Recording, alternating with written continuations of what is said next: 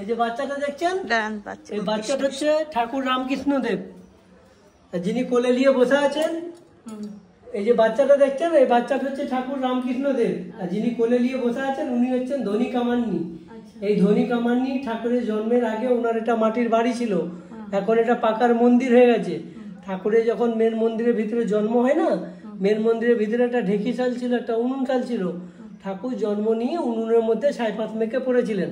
তখন গোটা কামার পুকুরের লোক ছেলে ছেলে করে পাগল হয়ে গেল, ছেলে আর কেউ খুঁজে পায়নি। এই ধনীমা শুনতে পেয়ে এখান থেকে প্রদীপ জেলে উনিও সাধারণ লোকের মতো খুঁজতে পেরেছেন ছেলেটা জন্ম নিয়ে গেল কোথায়। খুঁজতে যা দেখছেন ঠাকুর উনুনের মধ্যে ছাইপাশ মেখে পড়ে আছেন।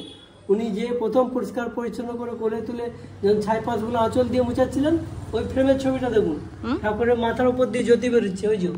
ওই যে কাঁচের মধ্যে যে বাচ্চাটা আছে, ওই মাথার উপর দিয়ে জ্যোতি বেরোচ্ছে দেখুন। ওই যে হ্যাঁ, উনি তখন বলেছিলেন এই ছেলেতে গা দিয়ে জ্যোতি বেরোচ্ছে, ছেলে তো কোনো সাধারণ ছেলে নয়। ওই জন্য পরিষ্কার পরিচ্ছন্ন করে কোলে তুলেছিলেন বলে সেই থেকে উনি হয়েছিলেন দাইমা। ঠাকুর এখানে আসতেন, খেলা করতেন, মা মা করে খুব শ্রদ্ধা করতেন। উনিও ঠাকুরকে ছেলের মতনই ভালোবাসতেন। ঠাকুর যখন আস্তে আস্তে বড় হতে লাগলেন, ঠাকুরের দাদা রামকুমার চট্টোপাধ্যায় বলছে গদাই দেখতে দেখতে বড় হয়ে গেল, ওর তো পইতে দিতে হবে, তাহলে একটা ভিক্ষে মা খুঁজতে হবে। ঠাকুরই বলেছিলেন ভিক্ষে মা কাউ খুঁজার দরকার নেই, ওই ধনী মা আছে, ওই আমাকে লালন পালন করে বড় করেছে, আমি ওনার হাতেই ভিক্ষে নেবো। ঠাকুরের দাদা বলছে না, এনারা তো শূদ্র জাত, কামারদের, আমরা হচ্ছি ব্রাহ্মণদের, তোকে পৈতের সময় ভিক্ষে নিতে গেলে প্রথম ভিক্ষে ব্রাহ্মণের মেয়ে হাতেই নিতে হবে। ঠাকুরই বলেছিলেন দেখো দাদা, মায়েদের না কোনো জাত হয় না, মা তো মা, মায়ের আবার কিসের জাত? তোমরা যদি আমাকে পৈতে দিবা মনে করেছ, এই প্রথম ভিক্ষে ওনার হাতেই নেবো, নাহলে পৈতেই নেবো না। সেই দিকে উনি পৈতের সময় ভিক্ষে দিয়েছিলেন বলে দাইমা থেকে ভিক্ষে মা হয়েছিলেন। আর এই পুরো পাড়াটা হচ্ছে ধনী মায়েরই বংশধরদের পাড়া, এটা কর্মকার পাড়া। ঠাকুরের আমলে এখানে বড় বড় কামারশাল ছিল, লোহা পিটারের কাজ চলতো, এখন ঘরে ঘরে সব সোনার দোকান। এই ধনী মা যে আপনারা দেখছেন, ইনি কোনো সাধারণ মেয়ে নন, ইনি হচ্ছেন অষ্টসখীর একটা সখী। যেমন রানী রাসমণি সিরিয়ালে অষ্টসখী এক সখী, উনি হচ্ছেন অষ্টসখীর একটা সখী।